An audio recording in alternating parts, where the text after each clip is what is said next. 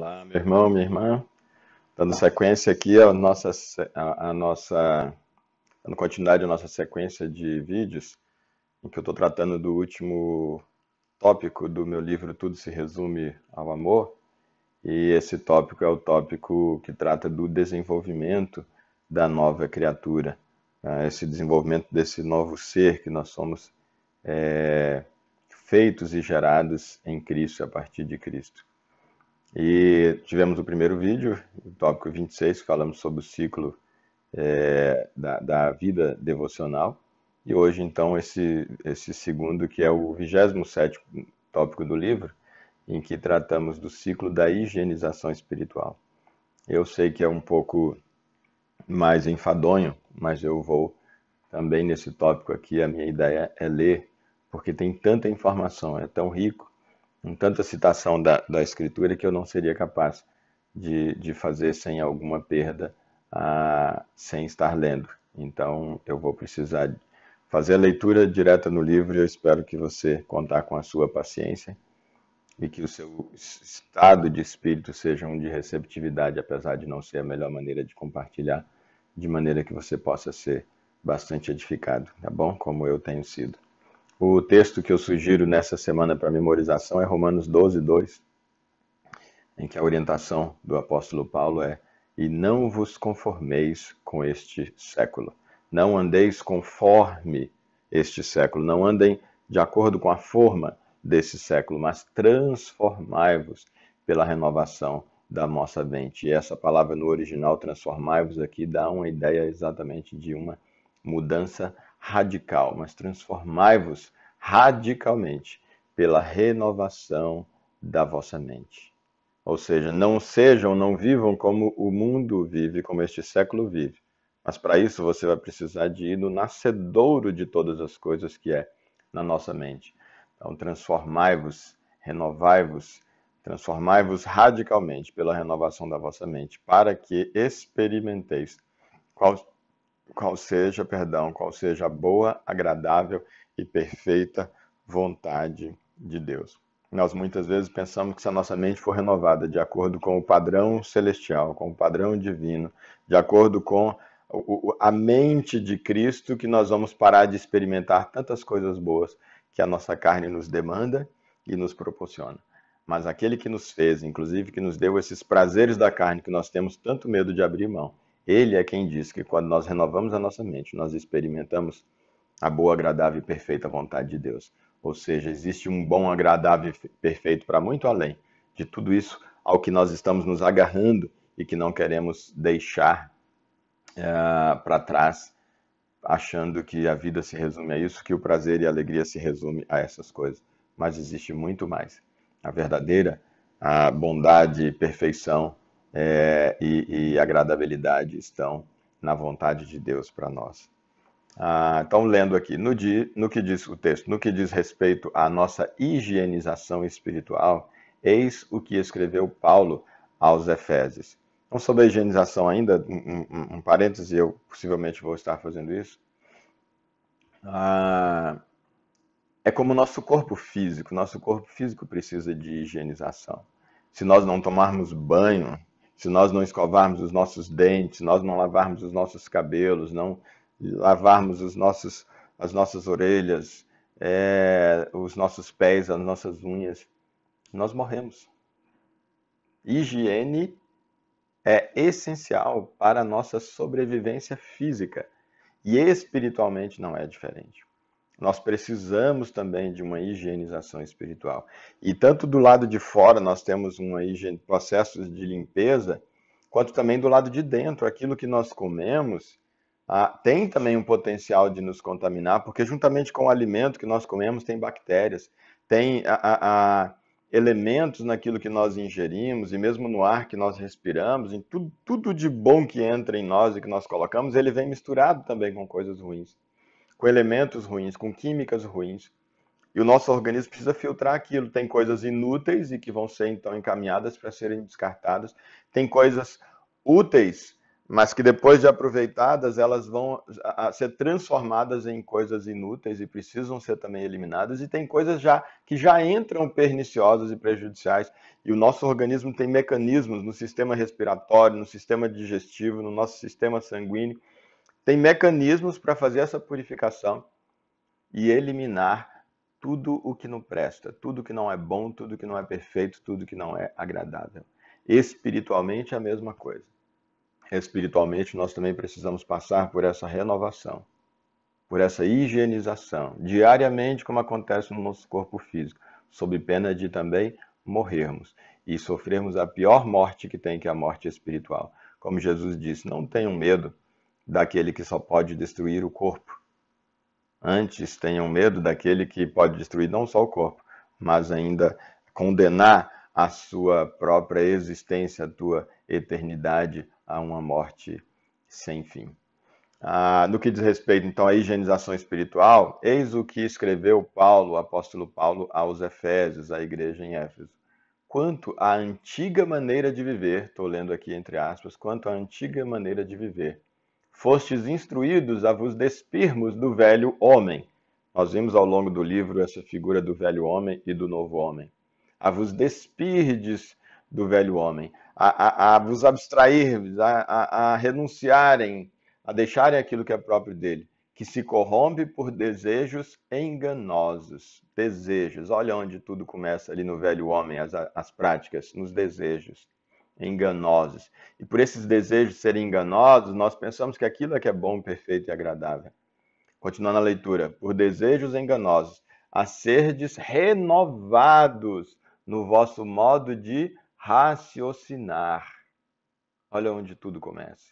E a vos revestirdes do novo homem, criado para ser semelhante a Deus em justiça e em santidade, proveniente da verdade. Nós vimos no início do livro justamente essa nossa composição como seres criados à imagem e semelhança de Deus e criados para refletir essa imagem. Mas o homem caído, nós perdemos esse velho homem como consequência da queda, nós perdemos essa capacidade de refletir a imagem de Deus e passamos a refletir a nossa própria imagem de egoísmo, de uns contra os outros e de seres caídos, de seres desumanos e não mais de seres humanos. Isso então está em Efésios capítulo 4, 22, capítulo 4, de 22 a 24. Ser higienizado espiritualmente, portanto, equivale ao despojar do velho homem, caracterizado pela morte egoística,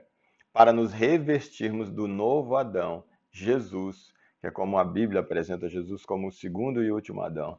Com esse novo Adão, Jesus, e assim cumprirmos o propósito para o qual fomos criados, refletir a imagem e semelhança do Deus amor. E assim recebermos o poder para nos relacionarmos em amor. Isso é o que essa renovação deve proporcionar a nós. Na carta aos Romanos, igualmente, Paulo nos exorta a que, aspas, não nos amoldeis ao sistema deste mundo, como nós vimos no texto sugerido para decorar essa semana, mas sejamos transformados pela renovação da nossa mente, para que experimentemos a boa, agradável e perfeita vontade de Deus. Romanos capítulo 12, versículo 12. Higienizarmos-nos espiritualmente, de acordo com a carta de Paulo aos Colossenses, capítulo 3, versículos de 1 a 14, equivale a nos despirmos de tudo que representa o velho homem. Não vou ler esse texto todo aqui, está nos textos sugeridos lá no livro para a leitura dessa semana, leitura diária, entre um dos dias tem esse texto. Equivale a nos despirmos de tudo que representa o velho homem. E alguns exemplos no versículo 8, ele diz da raiva, do ódio, da maldade, da difamação, essa coisa de falar mal, queimar as pessoas, de palavras indecentes, para nos vestirmos do novo homem. Primeiro você tem que se despir, para então se vestir. Você não se veste do novo homem por cima do velho homem, para então nos vestirmos do novo homem, caracterizado, versículo 12 vai dizer, pela compaixão, pela bondade, pela mansidão, pela humildade, pela paciência. O versículo 13 vai dizer pelo perdão. O versículo 14 vai dizer pelo amor. Essas são as coisas que caracterizam o novo homem. Então, nessa higienização espiritual, sai a raiva, sai o ódio, sai a maldade, sai a difamação, sai as palavras indecentes e tudo que for dessa natureza. E nós recebemos nessa higienização. A limpeza nos traz o quê? Aquilo que nós havíamos perdido, que é a compaixão, que é a bondade, a mansidão, a humildade, a paciência, o perdão e o amor. A propósito, é importante observar que a lista das atitudes das quais precisamos nos limpar, que foram descritas no versículo 8, que eu acima citei, evidencia o quanto essa higienização está diretamente relacionada com o perdão, que é uma dessas virtudes que foi mencionada no versículo 13. Sobre esse tema, a gente vai tratar num tópico mais adiante nesse capítulo ainda, onde nós vamos falar especificamente na oração do Pai Nosso sobre a importância do perdão e como Jesus na oração nos ensina sobre o perdão. Então, ele está diretamente ligado ao perdão e diretamente ligado à nossa língua, ao uso da nossa língua. A respeito especificamente da língua e da sua relação com a nossa purificação, Jesus foi enfático ao afirmar que o que sai da boca do homem tem o poder de contaminá-lo. Foi naquele contexto em que as pessoas, os religiosos, que tinham aquele ritual pela lei de sempre lavar as mãos antes da refeição, e hoje agora nós estamos buscando bem esse hábito aí com essa pandemia da Covid-19, né, que nós estamos vivendo, e realmente resgatando esse hábito importantíssimo da limpeza. Jesus não estava condenando esse ato em si. O que Jesus, então, quando ele deixa de lavar as mãos, e os seus discípulos deixam de lavar as mãos e aqueles religiosos chegam para Jesus e o criticam e dizem: olha, os seus discípulos não lavam as mãos para comer, vocês não lavam as mãos para comer, vocês não cumprem o ritual da purificação, esse era um ritual de purificação. E Jesus chegou para eles e disse: deixa eu falar uma verdade para vocês sobre purificação. O que contamina o homem não é o que entra pela boca, mas é o que sai pela boca. Jesus não está negando a contaminação física, mas ele está dizendo aquilo que foi dado como lei de purificação do corpo era uma sombra para vocês entenderem algo muito maior sobre purificação espiritual. E o sentido, ele diz aqui, é o inverso, que na verdade o que contamina o ser humano, que é o que de fato nós somos, o nosso espírito, a nossa essência, não é o que nós comemos fisicamente, mas é o que nós expelimos emocional e espiritualmente. Ele diz, é o que nós falamos, é a energia que existe, são as motivações que existem, e o conteúdo daquilo que sai pela nossa boca, isso é o que nos contamina. Jesus está dizendo, vocês cuidam tanto do corpo, cuidam tanto da higiene do corpo, mas vocês deixam de cuidar do mais importante, que é da higienização espiritual. E vocês deixam sair pela boca de vocês coisas que acabam contaminando o interior de vocês. Olha que coisa extraordinária. Está em Mateus capítulo 15, versículos 11 e versículo 18. Tiago, igualmente, irmão de Jesus, ele adverte que a língua é fogo, é um mundo de iniquidades. Tiago, capítulo 3, versículo 6. Também o texto todo, eu sugiro lá, num dos textos para leitura nessa semana, ao final do tópico, que é um texto muito rico de alertas importantíssimo para a gente. A língua é fogo, é um mundo de iniquidades. E pode contaminar a pessoa por inteiro. Ele usa um exemplo lá de uma queimada que começa com uma simples fagulha e pode destruir uma mata completa, uma simples fagulha. Ele diz assim também é a língua. Ela pode contaminar a pessoa por inteiro e não somente põe completamente em chamas o curso dessa nossa existência, essa nossa vida material aqui, essa nossa existência aqui, como acaba ela mesma incendiada pelo inferno. Ele dá essa conotação, essa consequência espiritual para o que a língua, o poder danoso da nossa língua, o poder destruidor da nossa língua. Então, olha só quão importante na higienização espiritual a consciência do que nós falamos, daquilo que sai da nossa boca. Muito mais do que ofender e contaminar e prejudicar as pessoas contra as quais nós proferimos algo, isso tem o poder de nos contaminar e destruir não só a nossa existência aqui nessa terra, em que vivemos como seres materiais, como seres encarnados, mas também para a nossa existência eterna, condenando-nos à morte eterna. Note-se que, ao contrário do que normalmente nos parece, a língua causa males muito maiores e mais graves à pessoa que profere palavras de destruição do que ao destinatário dessas palavras. O refrear a língua para não falar mal do próximo, assim, ao contrário do que muito se tem visto e até ensinado, não deve ser objeto de jejum. Já vi muitas vezes as pessoas na igreja dizendo, olha, vamos fazer um jejum vamos ficar uma semana sem falar mal de ninguém. Uma semana sem falar mal do próximo. Um dia sem falar mal de ninguém. Um dia sem falar palavrão, sem xingar, sem reclamar. Um dia sem murmurar. Uma semana sem murmurar. Essa abstenção temporária. Mas, na verdade, deve ser um abandono cabal, definitivo, irrestrito e inegociável.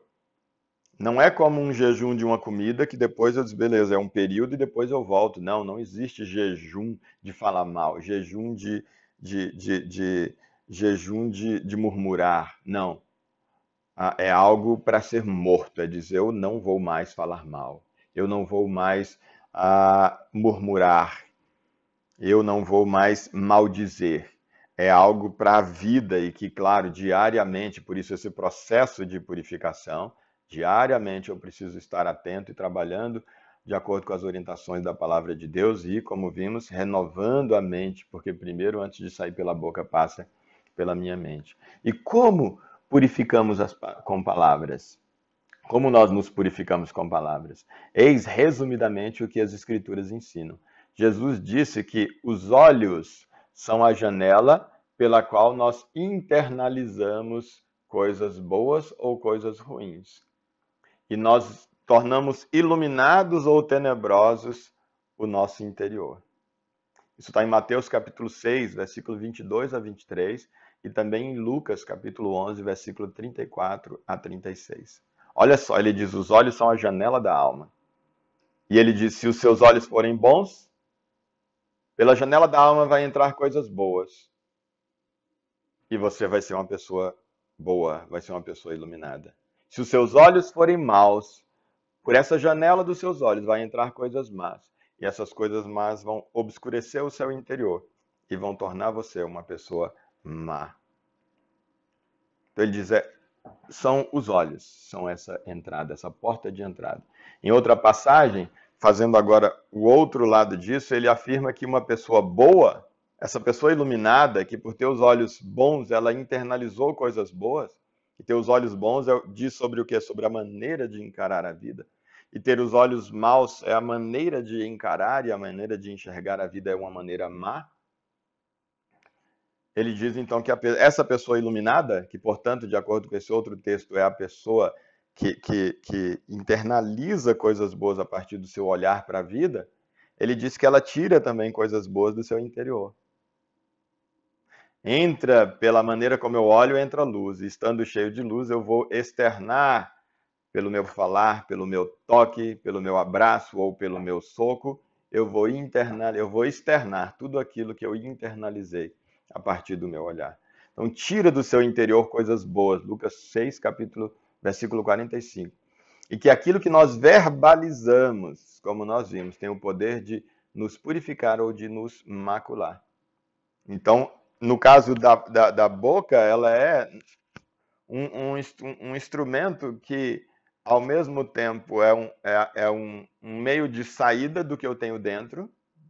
Eu maldizo, eu critico, eu murmuro, eu estou fazendo sair o que eu estou cheio, mas, ao mesmo tempo, enquanto sai isso que eu tenho dentro de mim, eu estou retroalimentando, porque o próprio Jesus disse que o que sai pela boca me contamina. É como um computador que existe para quem estudou antigamente os periféricos de computador, existiam portas de entrada, se dizia, existe ainda, você tem porta de entrada, porta de saída e porta que ao mesmo tempo é entrada e saída, entra e sai informações. É o caso da nossa boca. A nossa boca sai aquilo de que está cheio o nosso coração, mas quando sai esse monte de porcaria, ele retroalimenta e nós estamos novamente nos alimentando de porcarias. Isso Eis então como funciona o ciclo da purificação, pelo olhar e pelo falar. Pelo olhar e pela fala. A pessoa olha para o próximo, né, ou para determinada cena ou circunstância e tem bons pensamentos ao seu respeito. Uma situação que ela está contemplando uma pessoa e ela tem bons pensamentos. E internaliza esses bons pensamentos. Pela maneira como ela olha, ela internaliza isso, coisas boas. A mesma cena olhada por duas pessoas, uma vai internalizar coisas boas, outra vai internalizar coisas ruins. E aquela que internalizou coisas boas, o que vai fazer? Ela vai lançar, então, vai ter lançada para dentro de si um feixe de luz. E esse feixe de luz vai purificar o seu interior.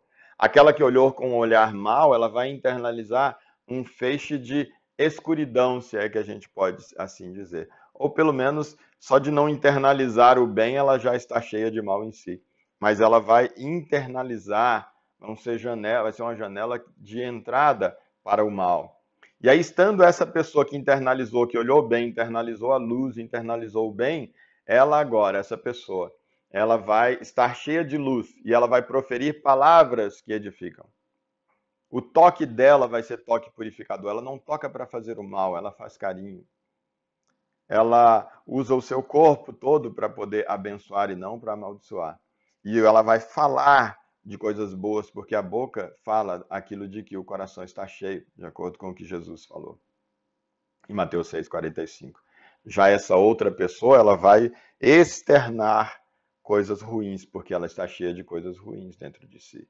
Ela vai xingar as pessoas, ela vai maldizer as pessoas, ela vai julgar, ela vai condenar, ela vai usar os seus membros para bater no seu próximo, para maltratar o seu próximo. E esse vai, diante de uma mesma circunstância, elas internalizaram coisas diferentes e externalizaram coisas diferentes. Externaram coisas diferentes. Ao fazê-lo, essa pessoa então acaba, essa que internalizou o bem e praticou o bem, ela acaba se purificando ainda mais. Porque, como nós vimos, por exemplo, na fala, quando você fala, Jesus disse que você internaliza também coisas boas ou ruins. Você se purifica ou você se suja. E de fato, num outro texto, Jesus diz que que o fazer a vontade do Pai que está no céu também é comida, como nós vimos no texto no item da semana anterior, item 26. E então, quando nós praticamos o bem, nós nos alimentamos de um alimento saudável, de coisas boas. E esse ciclo, então, ele recomeça e ele se mantém, seja para o bem, seja para o mal. Como, entretanto, a pergunta é como, entretanto, uma pessoa pode ser capaz de desenvolver esse tipo de olhar puro que desencadeia esse ciclo purificador? Como é possível isso? A maneira como exposto o ciclo acima, ele passa a equivocada impressão de que tudo se inicia com uma grande força de vontade e disciplina, manifestados em uma lavagem cerebral de pensamentos positivos. Tenha bons pensamentos, tenha bons pensamentos. Tenha bons pensamentos. Não xinga. Conte até 10. E nós vemos a própria religião pegando a partir desses ensinos da palavra de Deus e transformando isso tudo apenas em pensamento positivo e em força de vontade. E ensinando muitas vezes que a meditação por si só é suficiente. E a pessoa pelo menos vai diminuir aí o que ela externa disso, em alguma medida ela vai conseguir ser uma pessoa que lida melhor socialmente, mas ela não resolveu o problema na raiz. O mal continua dentro dela e ela não internalizou, porque isso não está ao nosso alcance. Se isso estivesse ao nosso alcance, caso fosse possível pelo nosso pensamento positivo, fosse possível alcançar esse estado na nova criatura, a humanidade não precisaria do sacrifício de Jesus e ele teria morrido em vão.